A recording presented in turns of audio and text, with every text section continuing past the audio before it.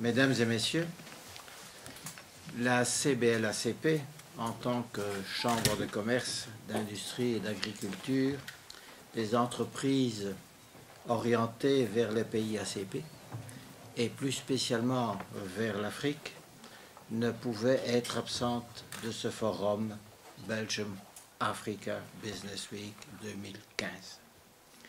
Quand je dis spécialisé sur l'Afrique, nous le sommes.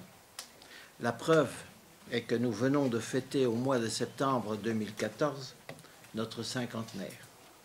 Après avoir été la chambre de commerce belgo-congolaise, nous sommes devenus la chambre de commerce belgo-africaine et sommes maintenant la chambre de commerce Belgique, Luxembourg, Afrique, Caraïbes, Pacifique. L'Afrique ne nous est donc pas inconnue. Cette année, nous participons ou dirigeons des missions économiques, recevons des délégations commerciales des pays ACP, organisons des forums, des tables rondes, déjeuners-conférences en leur faveur et en faveur de leurs responsables. Nous sommes là pour faciliter et promouvoir les échanges économiques entre nos pays, le Grand-Duché du Luxembourg et les pays ACP. Cette année, nous participerons encore à une mission Rwanda, Éthiopie, Kenya, organisée par les 3 régions avec notre collaboration. L'année prochaine, nous prévoyons des missions sous notre leadership en Zambie, au Zimbabwe, en Angola, au Mozambique, et même vraisemblablement en Guinée, Libéria et Sierra Leone, pour aider ces pays à relancer leur économie après le triple drame qu'ils ont connu, drame humanitaire, culturel et économique à cause de l'Ebola. Et ce n'est malheureusement pas encore terminé. Comme par le passé, nous organisons ces missions en étroite collaboration avec nos collègues de l'AWEX, de Billet et de FIT, et lorsque c'est possible, avec notre compagnie nationale Brussels Airlines.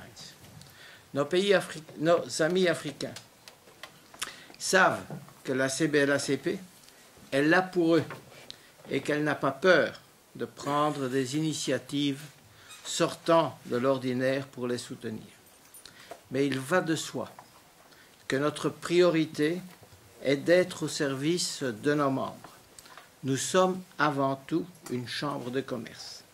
Aussi, nous cherchons à identifier pour eux quelles sont les opportunités d'affaires, d'investissement, de partenariat dans les pays ACP, et plus particulièrement autour des grands projets d'infrastructures prévus en Afrique, mais aussi dans le sillage de ces grands projets de développement, aussi appelés Development Corridors. Nous cherchons également à renforcer nos relations commerciales avec les organisations représentant le secteur privé, telles que les chambres de commerce ou les business clubs, et si possible, d'en créer de nouveaux. C'est ainsi que nos amis tanzaniens de Tanzanian Friends of Belgium nous ont demandé, après notre dernière visite à Dar es Salaam, de signer avec nous une convention ou un protocole de coopération lors du forum Africa Belgium Business Week d'Africa Rise.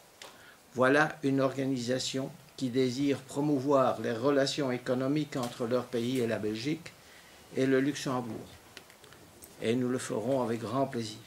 Vous comprenez, mesdames et messieurs, pourquoi nous avons décidé de soutenir ce forum.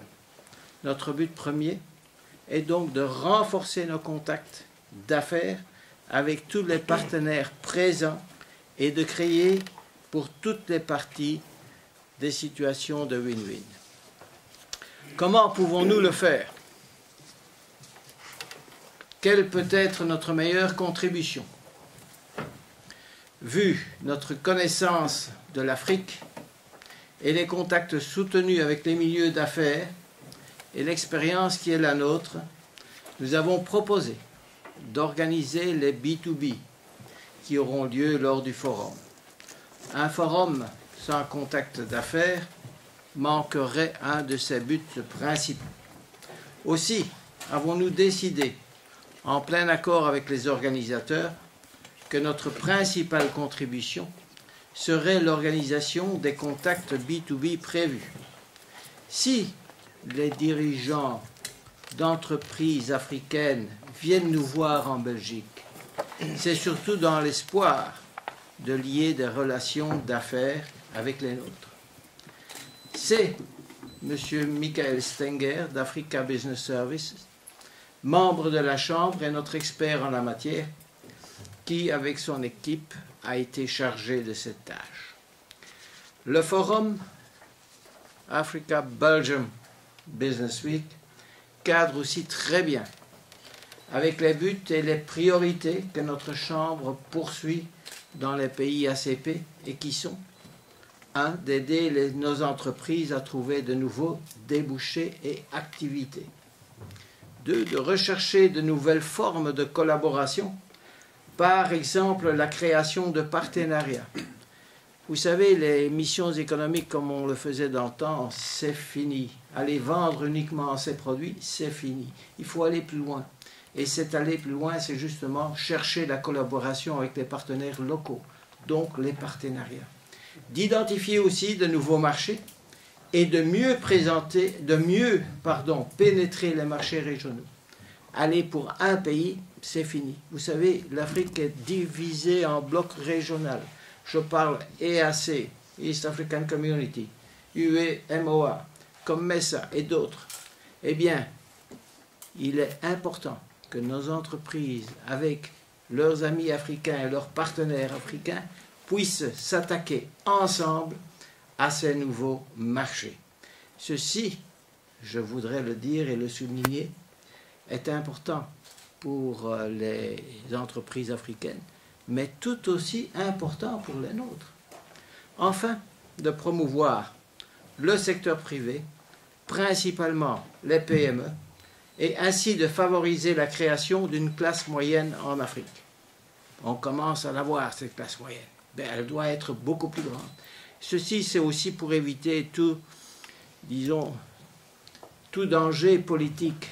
Si vous n'avez que des riches et des pauvres, vous aurez des troubles. Parce que les uns seront jaloux des autres et voudront prendre ce qui est aux autres. Si vous avez une classe moyenne donne la richesse d'un pays. Nous restons convaincus donc que c'est le secteur privé qui développera le continent africain avec l'aide, bien sûr, des autorités politiques et la contribution des institutions internationales. Mesdames et messieurs, j'espère vous avoir convaincus. Je reste à votre disposition pour répondre à toutes les questions que vous auriez à me poser. Merci de votre attention.